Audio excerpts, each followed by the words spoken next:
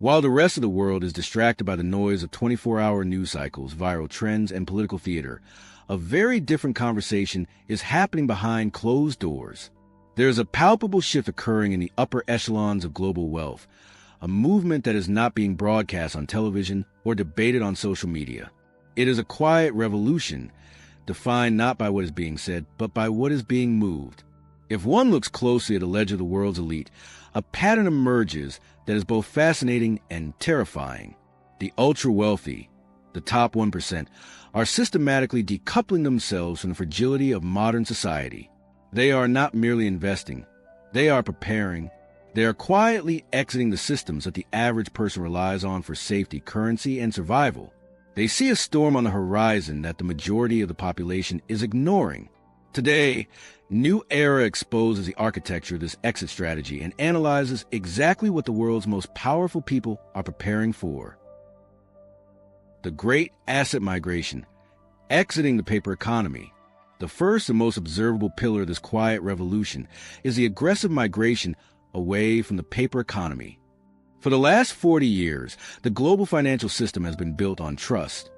Trust in fiat currency, trust in government bonds, and trust in the perpetual growth of the stock market. However, the actions of the ultra-wealthy suggest that this trust has eroded. We are currently witnessing a historic transfer of wealth from intangible assets to tangible realities. The billionaires of the world are no longer content with numbers on a screen. They want soil, metal, and concrete. This is why we are seeing record-breaking purchases of farmland by tech moguls and hedge fund managers. They understand a fundamental truth that history has taught time and again. When currencies fail and digital systems crash, he who feeds the world rules the world. This is not simply about diversification. It is a defensive maneuver against the devaluation of currency. The 1% are preparing for a period of sustained inflation and economic volatility, where the purchasing power of the dollar, euro, and yen slowly evaporates. By hoarding commodities, water rights, and vast tracts of agricultural land, they are building an ark against the coming flood of liquidity. While the middle class is encouraged to keep their savings in depreciating bank accounts, the elite are converting their capital into resources that cannot be printed by a central bank. This shift signals a belief that the current financial order is reaching its mathematical limit, and the only safety lies in owning the physical building blocks of civilization itself. The geography of survival, sovereign sanctuaries. Beyond the movement of money, there is a movement of bodies. The second component of this preparation is the acquisition of sovereign sanctuaries. In previous decades, a second home was a luxury vacation spot. Today, it is a geopolitical insurance policy.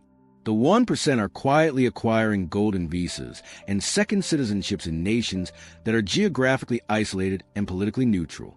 Countries like New Zealand, Singapore, and Pacific Caribbean nations are seeing an influx of capital from wealthy individuals seeking a Plan B. This is a geography of survival. They are looking for jurisdictions that are self-sufficient in energy and food and far removed from the potential flashpoints of World War III or civil unrest. This trend goes deeper than just passports.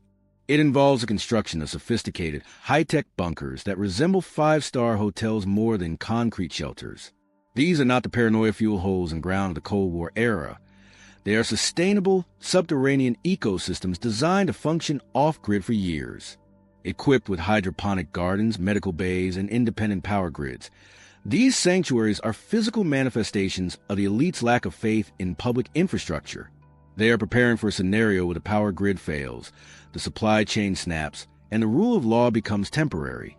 By securing these locations now, they are ensuring that no matter how chaotic the external world becomes, their personal world remains orderly, temperature-controlled, and secure.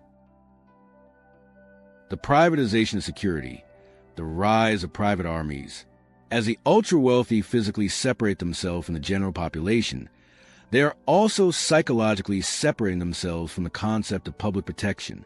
The third pillar of this revolution is the privatization of security. The 1% are increasingly viewing the police and state military not as protectors, but as unreliable variables. Consequently, the private military and security industry is booming. We are moving toward a neo-feudal model where safety is not a right provided by the state, but a service purchased by the individual. This preparation involves hiring former Special Forces operatives for executive protection, not just for the individuals themselves, but for their assets and data centers. This shift is subtle but profound. It suggests that the elite anticipate a breakdown in social order when inequality reaches a breaking point. History shows that civil unrest is inevitable.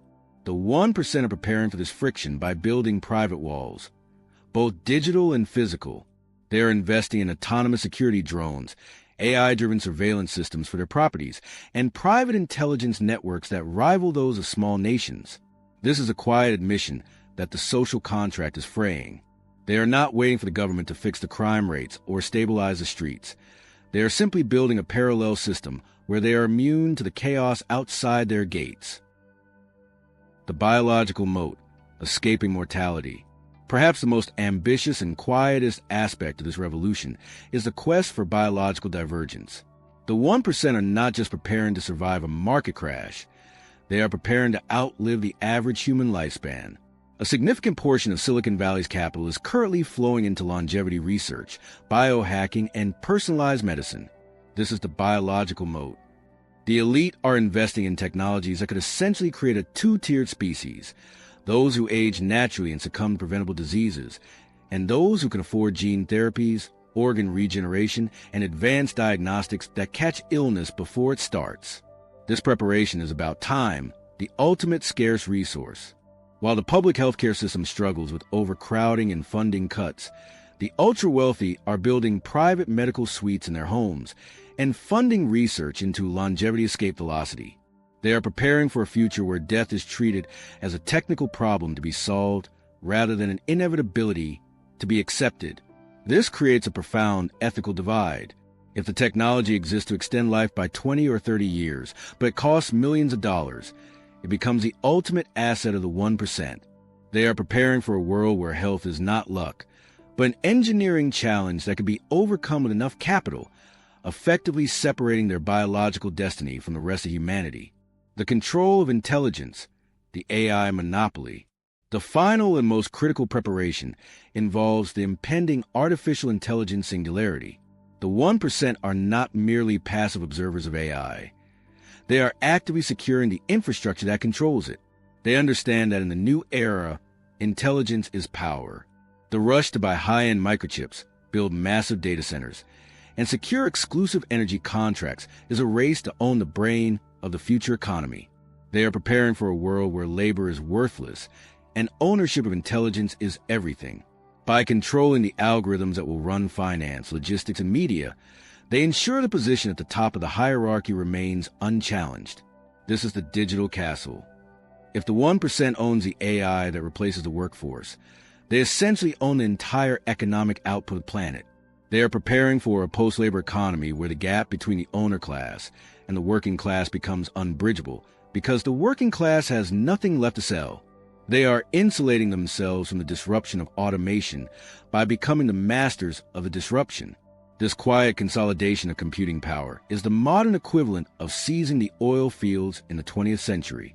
They know that whoever controls compute controls the future narrative, and they are sparing no expense to ensure that control remains in their hands. The subscription society, you will own nothing. Connecting all these threads is the overarching economic model the elite are preparing for: the subscription society. The famous prediction, you will own nothing and be happy, is often misattributed or misunderstood. But as a business model, it is a holy grail of the 1%. They are shifting their assets to ensure that the average person transitions from an owner to a renter. We see this in the housing market, where investment firms buy single-family homes to rent them back to families.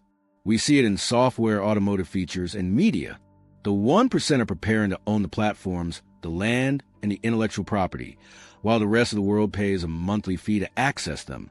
This creates a permanent stream of passive income for the asset holders and a permanent state of dependency for the population.